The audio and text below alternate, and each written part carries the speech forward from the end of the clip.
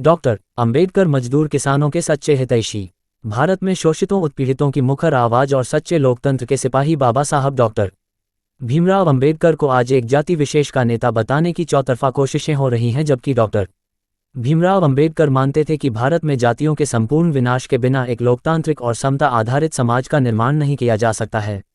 अंबेडकर ने एक जगह कहा, यदि मैं जातियों के विरुद्ध हूं तो फिर मेरी दृष्टि में आदर्श समाज क्या है? मेरा आदर्श समाज स्वतंत्रता, समता और भाईचारे पर आधारित होगा। किसी भी आदर्श समाज में इतनी गतिशीलता तो होनी ही चाहिए जिससे कोई भी हित परिवर्तन समाज के एक कोने से दूसरे कोने तक पहुंच सके। दूध पानी के मिश्रण की तरह भाईचारे का यही वास्तविक रूप है और इसी का दूसरा नाम लोकतंत्र है। उन्होंने कहा, लोकतंत्र केवल शासन की एक पद्धति ही नहीं है, लोकतंत्र मूलतः सामूहिक जीवनचर्या की एक रीति तथा समाज के मिले जुले अनुभवों के आदान प्रदान का नाम है।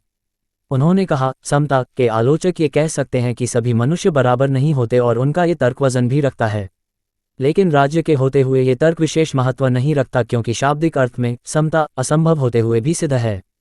इसी प्रकार स्वतंत्रता पर उन्होंने कहा, एक स्थान से दूसरे स्थान, एक काम से दूसरे काम की ओर जाने की स्वतंत्रता, जीवन तथा शारीरिक सुरक्षा की स्वतंत्रता, संपत्ति के अधिकार, जीविकोपार्जन के लिए आवश्यक औजार व सामग्री रखने के अधिकार, जिससे शरीर को स्वस्थ रखा जा सके, इस अर्थ में भी स्वतंत्रता पर कोई आपत्ति नहीं हो सकती है। उन्होंने कहा, दास्ता केवल कानूनी पराधीनता को ही नहीं कहा जा सकता, दास्ता में वह स्थिति भी शामिल है जिससे कुछ व्यक्तियों को दूसरे लोगों के द्वारा निर्धारित व्यवहार एवं कर्तव्यों का पालन करने के लिए विवश होना पड़ता है। ये स्थिति कानूनी पराधीनता न होने पर भी पाई जा सकती है। डॉक्टर अंबेडकर ने कोई जातीय पार्टी बनाने के बजाय 1936 में स्वतंत्र लेबर पार्टी की स्थापना की। 1937 में बाबा साहेब अंबेडकर सहित 13 लोग इसी पार्टी से चुनाव जीतकर बॉम्बे विधानसभा में पहुंचे। उन्होंने लोकतंत्र, समता, स्वतंत्रता पर आधारित अपने सिद्धांतों के अनुरूप संविधान और कानून बनाने के बाद भी समाज में कोई परिवर्तन न दिखने से निराश होकर नेहरू मंत्रिमंडल को त्याग दिया। उनके उलट आज के तथाकथित अंबेडकरवादी सत्ता और सुविधाओं के लिए सारे सिद्धांतों और उसूलों की बेशर्मी से बलि चढ़ा रहे हैं। वर्तमान सरकार जब कॉर्पोरेट कंपनियों के हित में 44 श्रम कानूनों को खत्म कर नई गुलामी के 4 श्रम कोड ले आई है, तब हमें नहीं भूलना चाहिए कि 1937 में कोंकण में बहुजन श्रमिकों के शोषण को रोकने के लिए डॉक्टर अंबेडकर ने एक विधेयक पेश किया। 1938 में कोंकण औद्योगिक विवाद विधेयक में श्रमिकों को हड़ताल का कानूनी अधिकार दिलाया। उन्होंने बीड़ी मजदूरों को न्याय दिलाने के लिए बीड़ी संघ की स्थापना की। 2 जुलाई 1942 को वे वायसराय के मंत्रिमंडल में श्रम मंत्री बने। इस दौरान उन्होंने मजदूरों के लिए कई कानून बनाए। 2 सितंबर 1945 को कामगार कल्याण योजना की शुरुआत की गई। इस योजना को लेबर चार्टर के नाम से भी जाना जाता है। 14 अप्रैल 1944 को डॉक्टर अंबेडकर ने सवेतन अवकाश पर एक विधेयक पारित करवाया। श्रमिकों के लिए न्यूनतम मजदूरी तय करने का प्रावधान करने वाला विधेयक पेश किया, जिसमें न्यूनतम मजदूरी अधिनियम 1948 को अधिनियमित किया गया और साथ ही औद्योगिक विवादों को निपटाने के लिए एक सुलह तंत्र, मध्यस्थता तंत्र स्थापित करने का प्रावधान किया गया। डॉक्टर अंबेडकर सितंबर 1943 में बुलाई गई त्रिपक्षीय श्रम परिषद के अध्यक्ष थे। इसमें उन्होंने श्रमिकों के लिए भोजन, वस्त्र, आश्रय, शिक्षा, सांस्कृतिक आवश्यकताओं और स्वास्थ्य उपायों के साथ साथ श्रमिकों की सामाजिक सुरक्षा के उपायों पर प्रस्ताव पारित किए। खानों में महिलाओं को माइंस मैटरनिटी बेनिफिट एक्ट के तहत मातृत्व अवकाश, प्रसव पूर्व और प्रसवोत्तर देने की अनुशंसा की गई।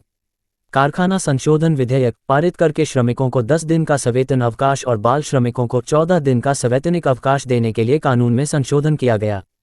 साथ ही 1946 के बजट सत्र में सप्ताह के काम के घंटे 54 से घटाकर 48 घंटे और 10 घंटे के बजाय 8 घंटे प्रतिदिन करने का प्रस्ताव किया गया था। 21 फरवरी 1946 को भारतीय ट्रेड यूनियन संशोधन अधिनियम लाकर प्रबंधन को ट्रेड यूनियनों को मान्यता देने के लिए बाध्य करने के लिए केंद्रीय विधान परिषद में एक विधेयक पेश किया था।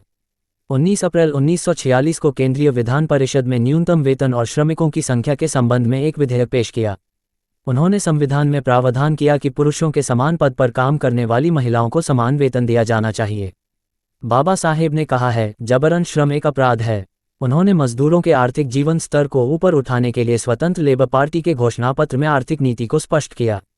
उन्होंने सुझाव दिया कि राज्य को श्रमिकों की आर्थिक स्थिति के उत्थान के लिए धन के समान वितरण के प्रयास करने चाहिए। मगर वर्तमान मोदी सरकार डॉक्टर अंबेडकर द्वारा देश के मजदूरों को दिलाए गए इन सभी अधिकारों को एक एक कर खत्म कर रही है। डॉक्टर अंबेडकर ने कृषि की प्रगति और किसानों के उत्थान के लिए भूमि के राष्ट्रीयकरण की वकालत की ताकि जोतने वाले को अपनी आजीविका चलाने के लिए राज्य की ओर से खेत मिल सके। उन्होंने भूमि बंधक बैंक, किसान ऋण ब्यूरो, क्रय एवं बिक्री संघ आदि की स्थापना के संबंध में नीतियां बनाने पर जोर दिया। उन्होंने जब मनुस्मृति का विरोध किया तो वे भारतीय समाज में जड़ जमाई हुई जातिवादी व्यवस्था के संपूर्ण विनाश की बात कर रहे थे। वे जातियों के विनाश के बिना भारत में लोकतंत्र की कल्पना भी नहीं करते थे। डॉक्टर भीमराव अंबेडकर ने कहा कि जातियां सिर्फ समाज का ही नहीं बल्कि मजदूरों में भी विभाजन करती हैं। इस तरह अंबेडकर जातियों के अंदर शोषित और उत्पीड़ित वर्ग की पहचान करते थे। उन्होंने धर्म की बुनियाद पर राज्य की स्थापना का भी उतना ही विरोध किया जितना जाति व्यवस्था का। उन्होंने आरएसएस व हिंदू महासभा की सांप्रदायिक राजनीति का डटकर विरोध किया और कहा कि भारत को कभी भी हिंदू राष्ट्र नहीं बनने देना है। अगर भारत हिंदू राष्ट्र बना तो देश पर सबसे बड़ी विपदा आ जाएगी। आज जब भारतीय लोकतंत्र अपने इतिहास में सबसे बड़े फांसीवादी हमले का सामना कर रहा है, एक विपक्ष विहीन संसदीय व्यवस्था की ओर भारत को जबरन धकेला जा रहा है, तब लोकतंत्र को लेकर डॉक्टर अंबेडकर की गहरी समझ पर एक नज़र डालना जरूरी है। अंबेडकर के अनुसार संसदीय लोकतंत्र में राजनीतिक दलों का होना आवश्यक है। राजनीतिक दल जनमत की अभिव्यक्ति और उसको लागू करने के औजार हैं, लेकिन व्यवहार में राजनीतिक दल जनमत का निर्माण करते हैं। उन्होंने लोकतंत्र में सुधार एवं इसे और प्रभावी बनाने हेतु निम्न सुझाव दिए। 1. जनता में शिक्षा का स्तर बढ़ाया जाना चाहिए। 2. गरीबी का उन्मूलन किया जाए। 3. लोगों को मतदान करने हेतु प्रोत्साहित किया जाए। 4. बुद्धिमान एवं शिक्षित लोगों को नेतृत्व की भूमिका दी जानी चाहिए। 5. सांप्रदायिकता का उन्मूलन किया जाना चाहिए। 6. निष्पक्ष एवं जिम्मेदार मीडिया सुनिश्चित किया जाना चाहिए। 7. लोकतंत्र में जिम्मेदार विपक्ष का होना बहुत जरूरी है, इसलिए एक रचनात्मक विपक्ष होना चाहिए। 8. लोकतंत्र में निर्वाचित सदस्यों अर्थात जनप्रतिनिधियों के कार्यों की निगरानी की भी व्यवस्था होनी चाहिए। उनका मत था कि दुनिया में लोकतंत्र से श्रेष्ठ शासन प्रणाली नहीं हो सकती। व्यक्ति के व्यक्तित्व का पूर्ण विकास लोकतंत्र में ही हो सकता है।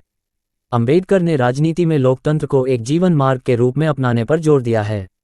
उन्होंने कहा कि यदि राजनीति में समता, न्याय, शोषण विहीन समाज की स्थापना करनी है तो लोकतंत्र को एक मार्ग के रूप में अपनाना ही होगा।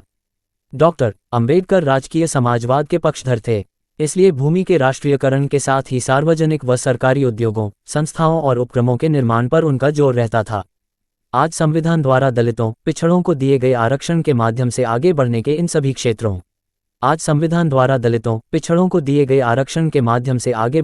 सभी क्षेत्रों को दलित और पिछड़ी जातियों के बेरोजगार नौजवानों को इस्तेमाल किया जा रहा है।